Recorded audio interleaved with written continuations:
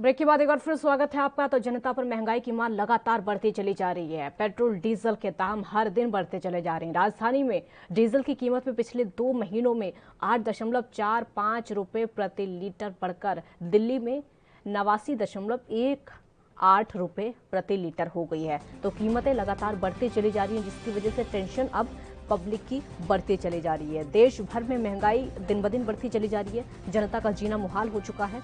लगातार पेट्रोल के दामों में बढ़ोतरी हो रही है। राहत फिलहाल नहीं मिल पा रही है कि आखिरकार क्या करें, कैसे ये दाम कम होंगे।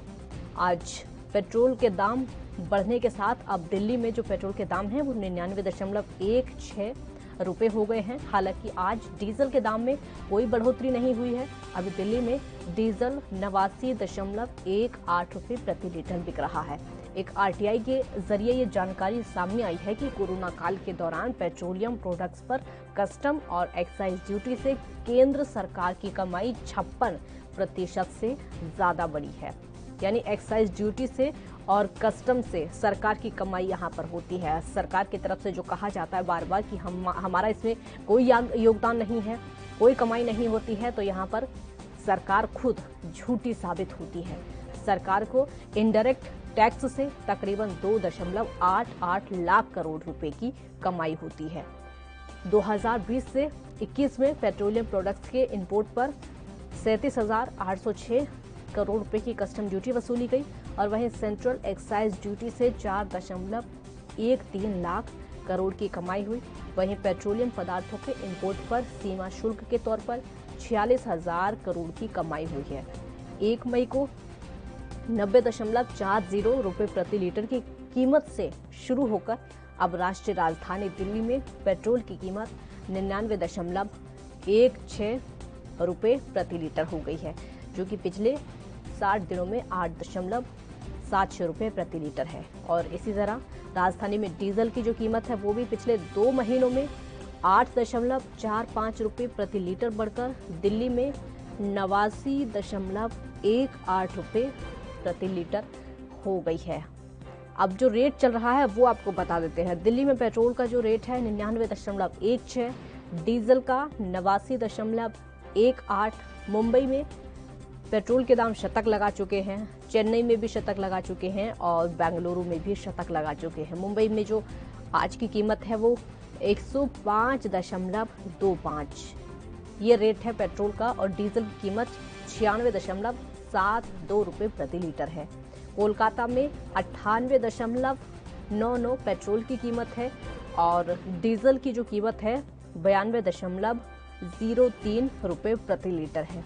चेन्नई में 100.15 रुपये प्रति लीटर पेट्रोल की कीमत है और डीजल की कीमत 93.72 है।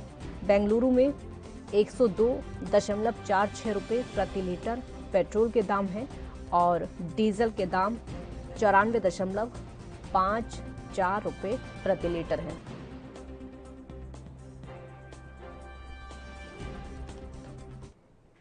एक छोटे से ब्रेक के लिए यहाँ पर रुकेंगे, जल्द हाजिर होंगे।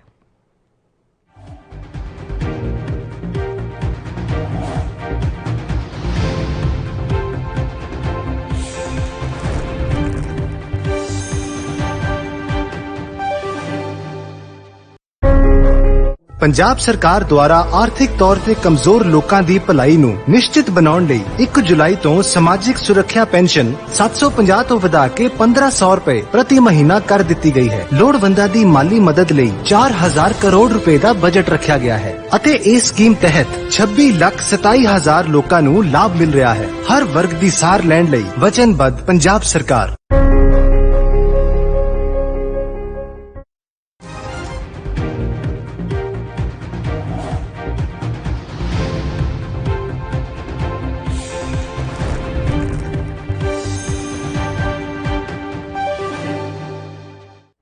ब्रेक के बाद एक बार फिर स्वागत है आपका। महंगाई के दाम लगातार बढ़ते चले जा रहे हैं। पेट्रोल डीजल के दामों ने पूरी तरीके से लोगों की कमर तोड़ कर रख दी है। देश भर में महंगाई दिन ब दिन बढ़ती चली जा रही है। जनता का जीना मुहाल हो चुका है। लगातार तेल के दामों में बढ़ोतरी हो रही है, उछाल आता जा रहा है।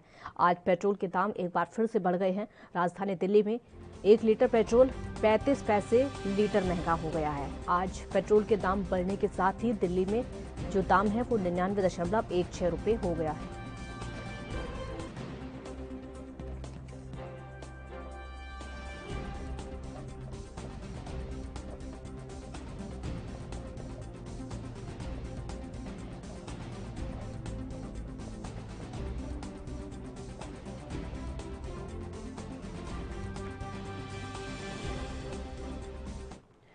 इस मुद्दे पर चर्चा करने के लिए 2 खास मेहमान इस समय हमारे साथ जुड़ चुके हैं। अभिनव जैन बीजेपी का पक्ष रखेंगे, बहुत स्वागत है आपका। आशीष कटारिया कांग्रेस का पक्ष रखेंगे, आपका भी बहुत बहुत स्वागत है। अभिनव जी, पहला सवाल मेरा आपसे ही होगा, क्योंकि पेट्रोल डीजल के दाम लगातार बढ़ते चले जा रहे हैं, हर रोज बढ़ रहे हैं। कल तो हमने देखा एलपीजी सिलेंडर के भी दाम बढ़ चुके हैं, 25 रुपए वो महंगा हो चुका है। कब पब्लिक को राहत मिलेगी इस महंगाई से?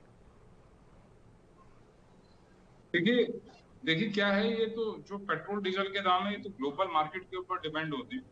और जब पूरे ग्लोब में इंटरनेशनल इतनी बड़ी आपदा चल रही है, उसका भी कहीं ना कहीं उसका भी प्रभाव होता है। और इसमें सरकार का कोई हस्तक्षेप नहीं है। तो जिस तरह से भी ग्लोबल प्राइस रहते हैं पेट्रोल। अभिनव जी, एक आरटीआई से खुलासा हो चुका है। खुलासा ये हुआ है कि कोरोना काल के दौरान पेट्रोलियम प्रोडक्ट्स पर कस्टम और एक्साइज ड्यूटी से केंद्र सरकार की कमाई 56% ज्यादा बढ़ी है। क्या जवाब होगा आपका? कस्टम और एक्साइज ये कोई आज के तो है नहीं, कस्टम एक्साइज कोई बढ़ाया तो गया नहीं है। कस्टम एक्साइज तो वही है जो सालों साल से चल रहा है। तो इसके अंदर अगर कोई पेट्रोलियम पदार्थ है वो ज्यादा बिक रहे हैं, जिसके अंदर पेट्रोलियम पदार्थ यूज होता है, तो वो उसके हिसाब से जो है वो तो कहीं आय बढ़ रही है। लेकिन जो आय भी अगर सरकार की बढ़ती है, तो जिस तरह से सरकार खर्च कर रही है पब्लिक के ऊपर, चाहे वो वैक्सीनेशन हो, चाहे वो दवाइयां हो, चाहे वो जो है जिनके घर में कोई आपदा आ गई है, कोरोना से पीड़ित हैं, वैक्सीनेशन पर जो खर्च किया जा रहा है वो तो आपदा फंड की बात बताई जाती है ना, कि जो आपदा फंड के लिए पैसा है वो वैक्सीनेशन पर खर्च किया जा रहा है। जवाब तो ये होता है आपका? मैं आपसे ये नहीं कह रहा हूँ कि आपदा फंड, लेकिन कहीं ना कहीं सरकार फंड्स को एलोकेट करती है। बात ये है कि अगर सरकार के पास पैसा आ रहा है तो सरकार का वो पैसा पब्लिक के लिए ही है। हमारे अपने लिए हमें ये लगता है कि ये पैसा जा रहा है, लेकिन जो नीति है, जो पॉलिसी है, जो देश की बढ़ोतरी के लिए, देश की डेवलपमेंट के लिए काम है, जो सड़कें हैं, जो पुल हैं, जो जितने भी बेहतरी के लिए जो काम कर सकते हैं, चाहे वो एम्स की, चाहे वो हॉस्पिटल बनाने का काम हो, चाहे वो एजुकेशन के अंदर काम हो, चाहे वो इंफ्रास्ट्रक्चर डेवलप करने का काम हो, वो सारा काम जो है वो सरकार के पैसे से ही, जनता के पैसे से ही होता है, वही पैसा लगता है। तो ये दो एक अलग अलग विषय हैं। अगर पैसा आ रहा है, पैसा लग रहा है, लेकिन जहां तक पेट्रोलियम पदार्थ की बात कह रही हैं आप कि कस्टम के कारण कस्टम की कमाई बढ़ी है। चलिए, एक तो आपके पास ना तथ्य बहुत हो जाते हैं। एक तो आपसे ठीक है, एक तो आपसे सवाल किया जाए तो आपके पास तथ्य बहुत हो जाते हैं और हर चीज के फैक्ट गिनाते हैं। हालांकि इतना फायदा होता नहीं है, पैसा जितना आता है उतना खर्च होता हुआ दिखाई नहीं देता है। मेरा अगला सवाल आशीष कटारिया जी आपसे होगा। देश भर में महंगाई लगातार बढ़ती जा रही है। सरकार से हम सवाल पूछते हैं कि आपको फायदा हो रहा है। आरटीआई से बड़ा खुलासा हुआ है कि अब जो है कोरोना काल के दौरान पेट्रोलियम प्रोडक्ट्स पर कस्टम और एक्साइज ड्यूटी जो है उससे केंद्र सरकार की कमाई 56% ज्यादा हो चुकी है। आपका रिएक्शन? देखिए, सर्वप्रथम आपका धन्यवाद। मैं बात शुरू करूंगा। केंद्रीय राज्य वित्त मंत्री श्री अनुराग ठाकुर जी ने लोकसभा में प्रश्न का उत्तर दिया था कि पिछले 6 वर्षों में केंद्र सरकार ने पेट्रोल और डीजल पर एक्साइज ड्यूटी बढ़ाकर 300% तक टैक्स कलेक्शन में वृद्धि की है। अब मैं आपको बताता हूँ, वर्ष 2014 में मोदी जी ने गद्दी संभाली, तब पेट्रोल पर एक्साइज ड्यूटी लगती थी 9.48 रुपए, आज है 32 रुपए के आसपास। तब डीजल पर एक्साइज ड्यूटी लगती थी उसी वक्त 3.56 रुपए और आज है 31.80 रुपए, यानी कुल मिलाकर 32% की वृद्धि की गई। आज देश में पेट्रोल 100 रुपए के पार है, डीजल 90 के पार है। और ये सरकार बात करती है इन्फ्लेशन रेट की। मैडम, 2016 में आरबीआई की मॉनिटरी पॉलिसी कमेटी ने डिसाइड किया कि हम 4% के इन्फ्लेशन टारगेट को प्राप्त करेंगे। 2021 आ गया और टारगेट प्राप्त नहीं हुआ। फिर से 2021 में मॉनिटरी पॉलिसी कमेटी ने डिसाइड किया कि 2026 तक प्राप्त करेंगे। और मई 2021 में बताइए, देश का रिटेल इन्फ्लेशन रेट 6.30%, यानी कि आरबीआई की 6% की सीमा से पार हो गया। देश का होलसेल प्राइस इंडेक्स 12.94%, ये देश के इतिहास में सर्जित नहीं हुआ। यानी कि ये साफ हो चुका है कि इन्फ्लेशन लगातार बढ़ता जा रहा है, महंगाई बढ़ती जा रही है। सरकार का एक ही उद्देश्य है कि ये देश के आम जन के लोगों के उनकी जेब से धन लूट कर स्वयं के राजकोष को भरना और अपने जो हमारे दो की सरकार है उनकी जेब को भरने का कार्य करना। और मुझे तो आश्चर्य होता है, कहां है स्मृति ईरानी जी, रविशंकर प्रसाद जी, राजनाथ सिंह जी, जो कि यूपीए के शासनकाल के दौरान जब पेट्रोल और डीजल में 1 रुपए की वृद्धि होती थी तो सड़कों पर आ जाते थे। आप भूल गए हैं कि पेट्रोल कहां तक गया था, कांग्रेस के टाइम में पेट्रोल कहां तक गया था।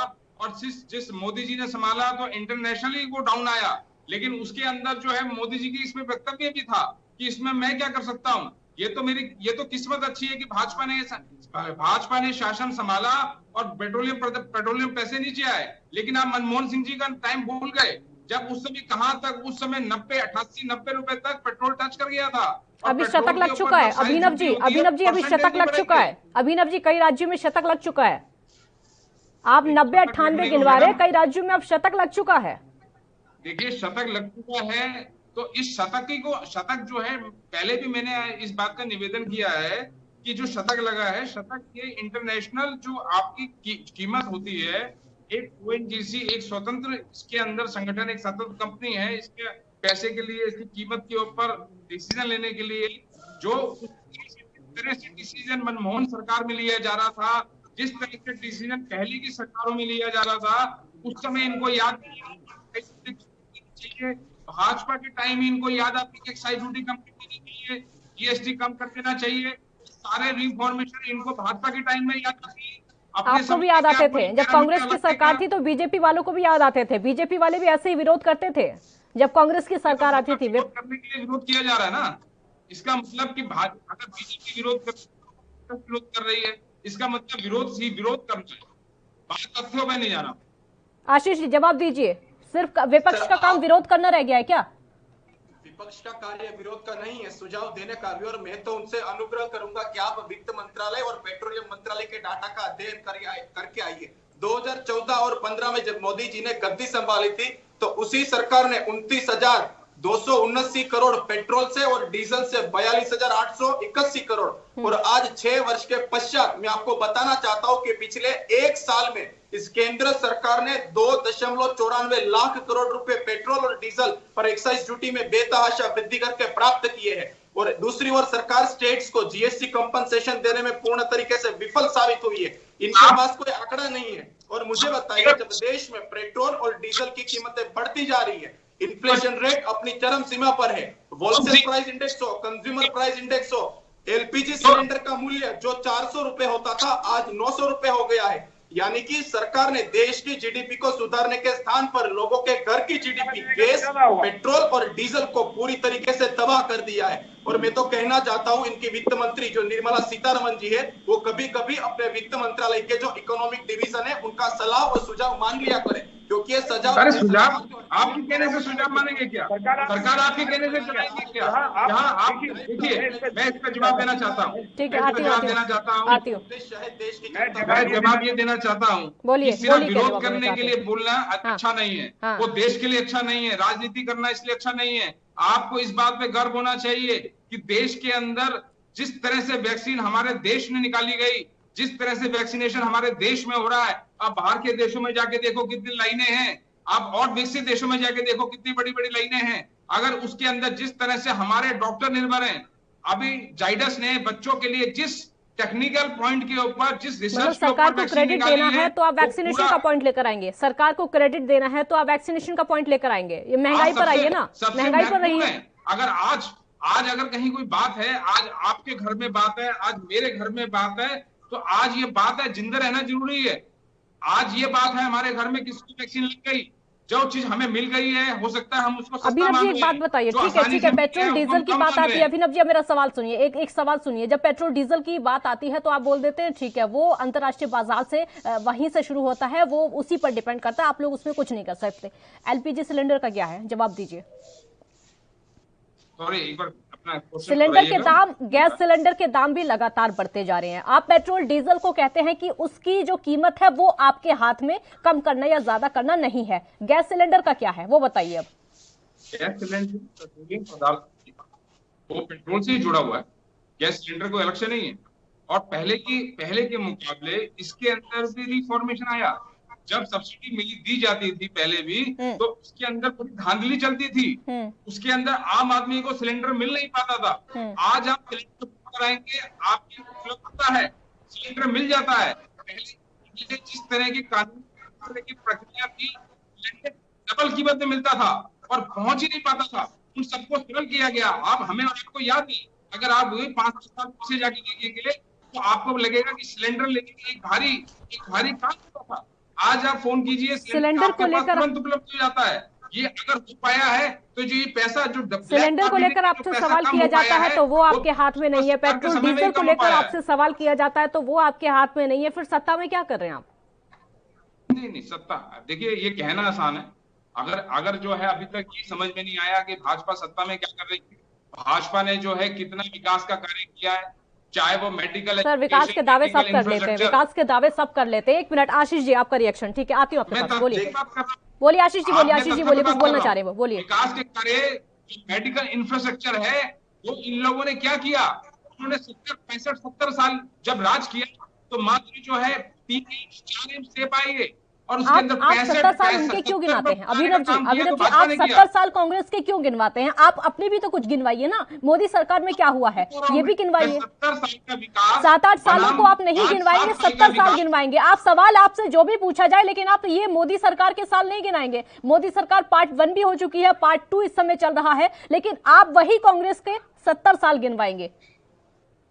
आती हूँ आपके पास, आशीष जी बोलिए। आप कंपैरिजन कैसे करेंगे? आती हूँ। आप टाइम के साथ, एक मिनट, उनको बोलने दीजिए, उनको बोलने दीजिए, उनको बोलने दीजिए, आपकी बात का जवाब दे रहे, बोलिए। अभिनव जी ने वैक्सीनेशन की बात की कि वर्तमान सरकार वैक्सीनेशन पर बहुत ही अच्छा प्रदर्शन कर रही है। अभिनव जी डाटा देख लीजिए, भारत देश का वैक्सीनेशन रेट है 4.2%। अमेरिका अपनी आधी जनसंख्या को वैक्सीनेट कर चुका है, यूनाइटेड किंगडम अपनी आधी जनसंख्या को वैक्सीनेट कर चुका है। और मुझे बात बताइए, एक मिनट आप सुन लीजिए, आपको सुनना पड़ेगा, आप सुन लीजिए। और दूसरी बात, आपने विकास के कार्यों की बात की, मुझे बताइए। आपको बता देता हूँ, ये सरकार का कार्य विकास करना नहीं है, ये लड़ाई लड़ते हैं ट्विटर के साथ, किस तरीके से ट्विटर को देश में नियंत्रण किया जा सके, सोशल मीडिया पर कानून लागू किया जा सके। इनको समस्या ट्विटर से, इनको समस्या ब्लू टिक से है। ये आरएसएस का कार्य रहा है कि देश में हिंदुत्व का एजेंडा फैलाना और लोगों को जो मुख्य चुनावी मुद्दे हैं, जिसमें इन्फ्लेशन आज देश में सर्वप्रथम और सबसे बड़ा मुद्दा है, तो ये सरकार देश की जनता को भटकाने का कार्य कर रही है। सर, देश अर्थव्यवस्था से चलता है, हिंदू राष्ट्र से नहीं चलता है। आप चुनावी राजनीति को दरकिनार करके देश की अर्थव्यवस्था पर ध्यान केंद्रित कीजिए। आज देश का जीडीपी बताइए कितना हद तक गिर चुका है। देश पिछले साल के लास्ट क्वार्टर की जीडीपी आई, कितनी आई? -23.7%। पिछले 3 वर्षों के यदि 18 क्वार्टर की जीडीपी देखेंगे तो 1.7% से 1.6% लास्ट क्वार्टर की लास्ट जीडीपी। आपने देश की अर्थव्यवस्था को तबाह कर दिया है पूरी तरीके से। और जो वित्त मंत्री निर्मला सीतारमण जी है, जो स्वयं जेएनयू से पढ़ी है, अर्थशास्त्री है, वो भी आज पूर्ण तरीके से असफल हो गई है। और जब हम सुझाव देते हैं, डॉक्टर मनमोहन सिंह जी ने जब सुझाव दिया तो इन लोगों ने उनकी आलोचना की और फिर उनको स्वीकार कर लिया। ये इस सरकार इस तरीके से तो कार्य कर रही है, इनके पास कोई एजेंडा नहीं है, किसी भी प्रकार की नीति नहीं है, निर्माण नहीं है, केवल एक ही कार्य कि चुनाव किस प्रकार से जीते जाए, बस अपने प्रोपोगेंडा को किस तरीके से लागू करें और देश में किस तरीके से कम्युनलिज्म और जो सांप्रदायिकता फैलाने का कार्य है, यही उद्देश्य है इस सरकार का। बोलने से काम नहीं चलेगा। जवाब दीजिए। इस तरह के अगर आप भटकाने की कोशिश करेंगे, जनता नहीं भटकेगी। मैं आपको कहना चाह रहा हूं कि आप कहते हैं मनमोहन सिंह जी ने आपको, हमें, हमारी सरकार को एक सुझाव दिया, वो बाद में मान लिया। तो और क्या होता है, एक सकारात्मक सोच क्या होती है? आप खुद ही कह रहे हैं कि मान लिया। अगर आप सुझाव देंगे तो माने जाएंगे, उस पर विचार किया जाएगा, पार्लियामेंट्री कमेंट्री है। लेकिन आप सुझाव, आपके जो नेता हैं, ज्यादातर नेता हैं, एक तो वो सुझाव देने के काबिल नहीं है। सुझाव अगर कहीं देने के काबिल है तो आप उन्हें सुझाव देने नहीं देते। ये विरोध करने की राजनीति है। आप जहां पे कह रहे हैं, जो आप फिगर बता रहे हैं, जीडीपी कम हो गई, आप ये बताइए, ये कोई सिर्फ भारत में हुआ है? एक भारत देश के अंदर आप अपने घर में देखिए, जितना आप पहले कमा रहे थे कि आज भी उतना ही कमा रहे हैं क्या? जीडीपी देश की होती है। जब एक जान बचाना मुश्किल हो जाता है तो उस समय पहले जान बचाना जरूरी होती है, उस समय जीडीपी नहीं देखी जाती। इसी मोदी जी के और भाजपा की अंतरराष्ट्रीय नीति के कारण आज मुश्किल के अभिनव जी टाइम पहले ये बताइए सारे राहत कब विश्व मिलेगी? भारत ठीक है मदद ठीक है ठीक है अभिनव जैन जी, ये बताइए राहत कब मिलेगी पब्लिक को, क्योंकि पेट्रोल डीजल के दाम बढ़ते चले जा रहे हैं, एलपीजी सिलेंडर के दाम बढ़ चुके हैं, खाद्य तेल के दाम लगातार बढ़ते चले जा रहे हैं, पब्लिक को राहत मिलेगी क्या? ये तो आप पूछ रही है तो मैं जवाब दे रहा हूँ, लेकिन हाँ। अगर ये कांग्रेस पूछ रही है तो बड़ी बचकाना सी बातें हैं। हाँ। आप देश बनते हैं घर से, अपने घर से देश। ये तो इस तरह से लग रहा है दूसरा हमसे वीडियो कॉल मिलेगा, वीडियो गेम मिल गया तो गिटार कब मिलेगा, गिटार मिल गया तो ये कब मिलेगा। अरे साहब, हमारा डेवलपिंग कंट्री है, आपने हमें क्या हमारे हाथ में दिया है, हम उसको कहां से लेके कहां तक पहुंचा रहे हैं। आप उनकी बातें क्यों गिनाते हैं? आप उनकी नाकामियां गिनाने में लगते हैं, उपलब्धियां आपकी पूछी जाती हैं, नाकामियां आप उनकी गिनाते हैं। आप नहीं, आप बिल्कुल गलत कह रही हैं। आप इसको मैं क्या कहना चाह रहा हूँ, मेरी आप मन उसका अर्थ समझने की कोशिश कीजिए। उसका अर्थ समझे कि मैं ये कहना चाह रहा हूँ कि जिस हाथ में जहां से मिला, अगर आप कंपनी के अंदर भी जाते हैं ना, कंपनी के अंदर अगर नया सीईओ या एमडी अगर उसका घाटा भी कम कर देता है तो सक्सेसफुल माना जाता है।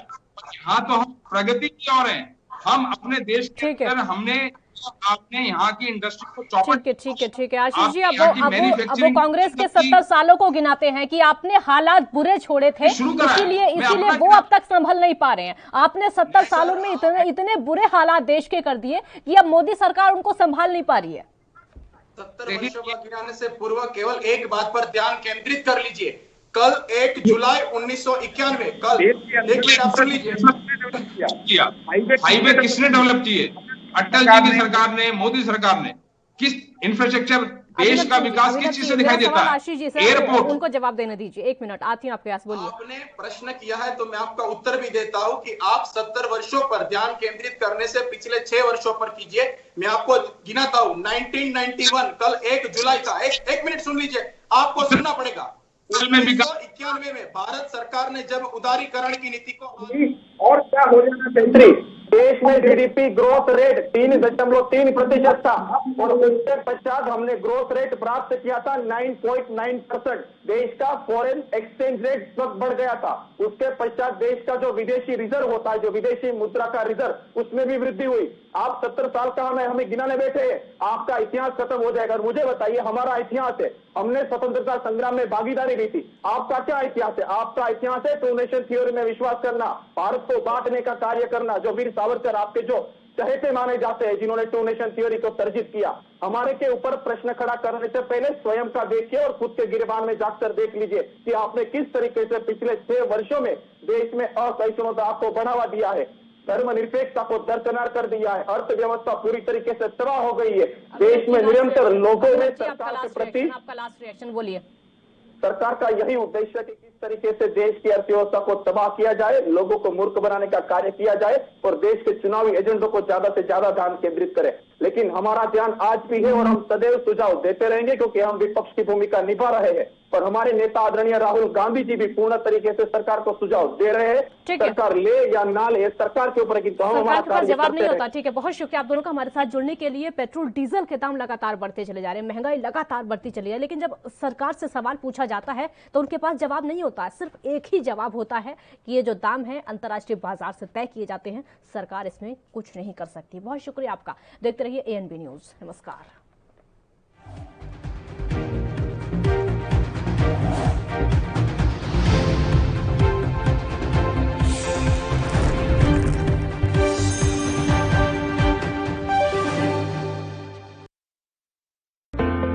हर ती पढ़ लिख